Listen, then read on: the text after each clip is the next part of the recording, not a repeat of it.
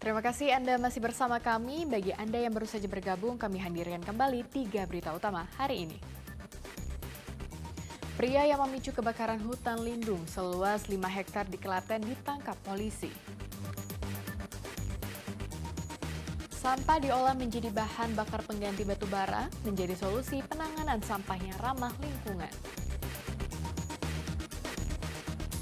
Seorang pemuda berkebutuhan khusus di Pemalang hilang dari rumah. Sudah 1 bulan dicari, namun keluarga belum menemukannya.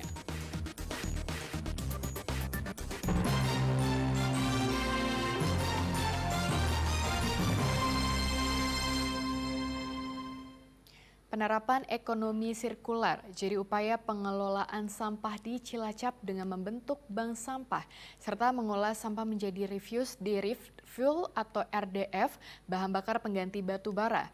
RDF diklaim solusi penanganan sampah yang ramah lingkungan.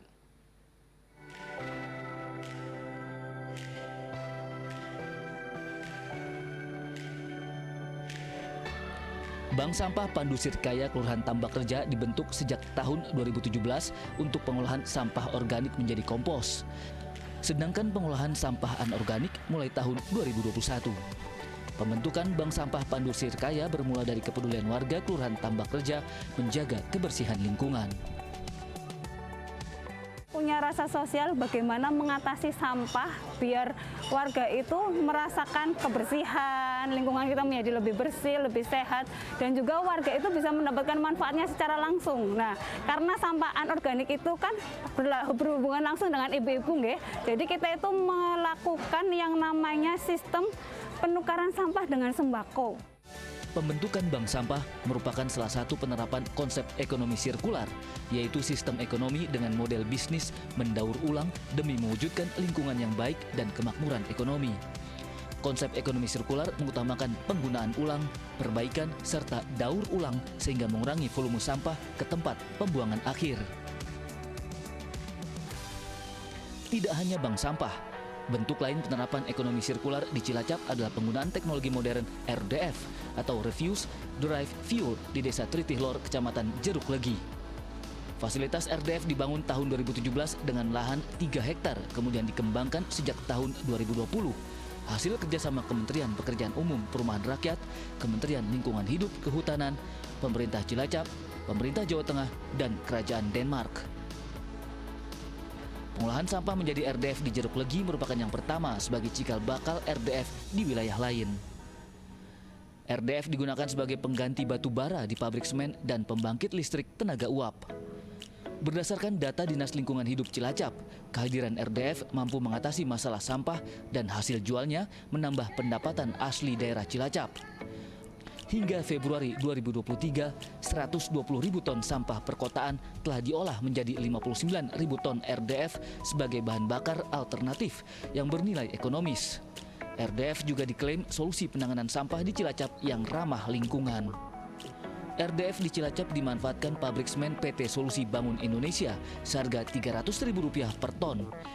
Ada pula PT Unilever Indonesia sebagai produsen pengolah sampah yang meningkatkan kapasitas bahan baku RDF menjadi 200 ton sampah per hari. Ada PT SBI dan Unilever yang berkontribusi di sini. Sampah segar ini akan dicacah, kemudian dikeringkan selama 21 hari menjadi produk yang akan dimanfaatkan oleh off-taker PT Solusi Bangun Indonesia menjadi bahan bakar pengganti batu bara yang kita sebut RDF untuk melakukan proses pembakaran kiln di kilnnya mereka dalam produksi semen. Sampah yang diolah menjadi RDF berarti menurunkan kadar air hingga kurang dari 25%. Sedangkan nilai kalorinya meningkat dari 700 kilokalori per kilogram menjadi 3.200 kilokalori per kilogram setelah dicacah hingga 2 cm atau 10 cm. Dengan kapasitas pengolahan 140 ton sampah per hari, RDF yang dihasilkan mencapai 48,4 ton per hari. Mengubah sampah menjadi energi berguna semakin populer menjadi inovasi alternatif pengolahan sampah. Namun, perlu diperhatikan secara intensif, salah satu solusi mengurangi sampah ini jangan sampai menimbulkan masalah baru. Ramadan Wibisono dan Faruk Akbar melaporkan dari Cilacap.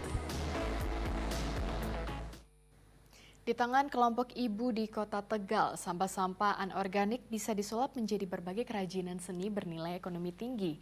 Bahkan kerajinan para ibu ini menambah hingga pasaran Asia dan Eropa.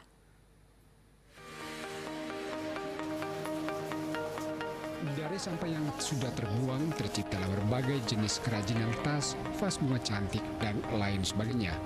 Ya, sampah kantong kresek disulap menjadi tas yang sangat cantik. Berbagai kerajinan seni ini merupakan kreasi 14 kelompok rutela atau runtah Tegal Laka-Laka di Kelurahan Randu Gunting, Tegal Selatan, Kota Tegal.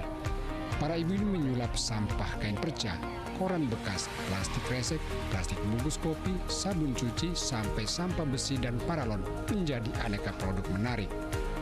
Komunitas ini berdiri sejak 2017 lalu. Mereka tergerak karena banyak sampah rumah tangga yang terbuang percuma. Mereka kemudian menambah bahan baku dengan bekerjasama dengan sejumlah bank sampah.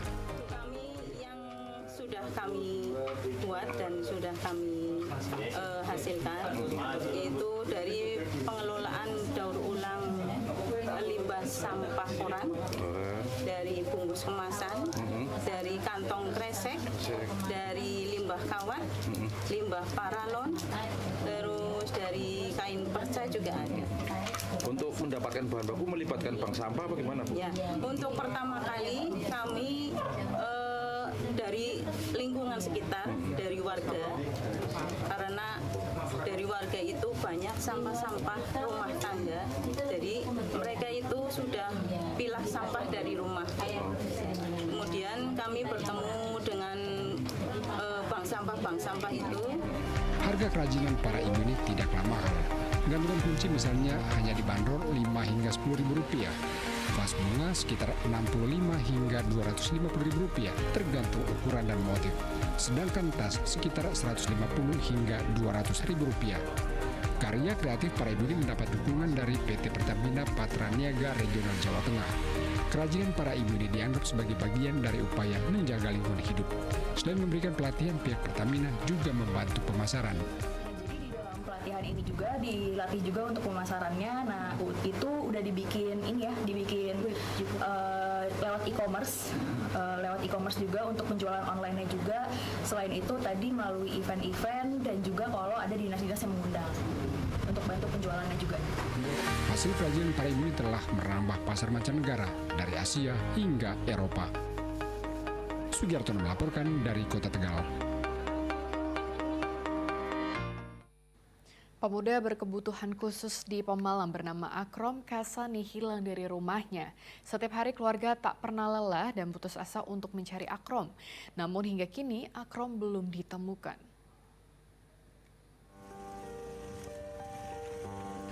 Fatkani, kakak Akrom Hasani, tak henti-hentinya keliling wilayah Pemalang. Dari satu tempat ke tempat lain, ia mencari adik tercintanya Akrom yang hilang sejak 1 bulan lalu.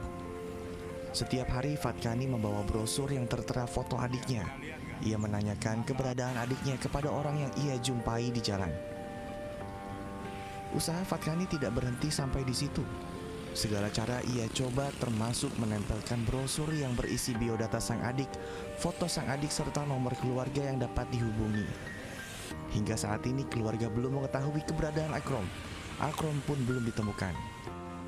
Saya sudah nanya istilahnya dari mulai tadi pertama di kerumunan depan perumahan, terus di depan bengkel, nyampe sini. Memang pernah ada yang melihat, tapi berarti sudah lama. Meski belum mendapat titik terang, keluarga tak patah arang. Mereka mencoba terus mencari keberadaan Akrom. Keluarga meyakini Akrom masih berada di sekitar wilayah Pemalang. Ia diduga takut pulang ke rumah setelah berselisih dengan salah satu tetangga. Kuncoro Wijayanto melaporkan dari Pemalang. Informasi tadi mengakhiri jumpa kita hari ini. Atas nama rekan yang bertugas, saya Cira Caniago mengucapkan terima kasih atas kebersamaan Anda. Selamat beraktivitas dan sampai jumpa.